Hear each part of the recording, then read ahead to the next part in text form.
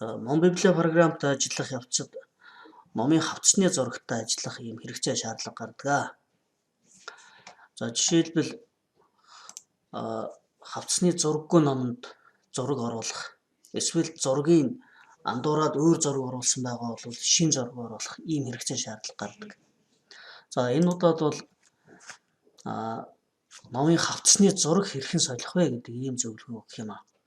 За хавцсанд шинээр зураг оруулах тэр зөвлөгөө бол гарын авлага дээрээ байгаа. За тэгэхээр нэгэнт гээд оруулсан хавцсны зургийг яаж солих вэ гэдэг тухай энэ удаад ярина. Жишээлбэл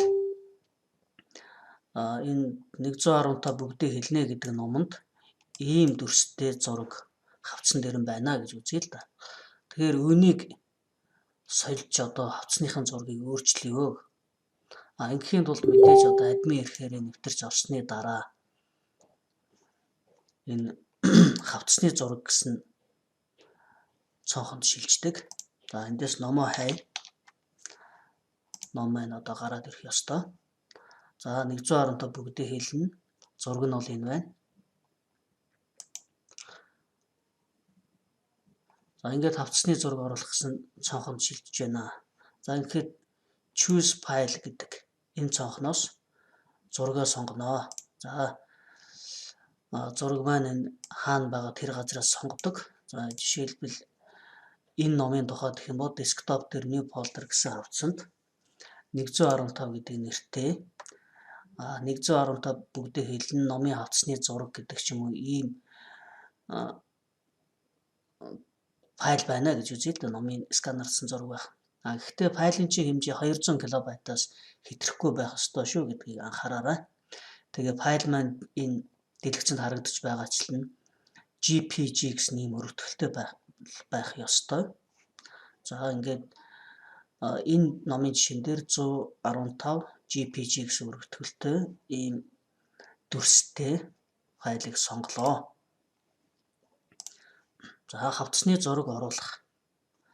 За ингээд хавцсны зураг оруулах гэхэд энэ ч өөрчлөгдсөнгүй. За нөгөө номон дээр очиод шалгая. Refresh дараад үзлээ. Бас өөрчлөгдөхгүй байна. Энэ тохиолдолд энэ зураг яагаад өөрчлөгдөхгүй вэ гэхээр зөвөр энэ төр санах хой гэж юм би компьютерийн. Эндээс шалтгаалаад энэ зураг өөрчлөгдөхгүй хуучнаараа харагддаг.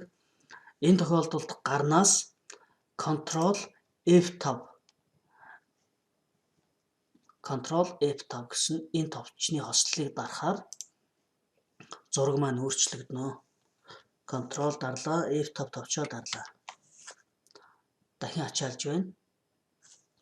За 115 бүгдээ хэлнэ. Номын зураг өөрчлөгдлөө. Нөгөө газар очиод бас шалгая. Ctrl F5.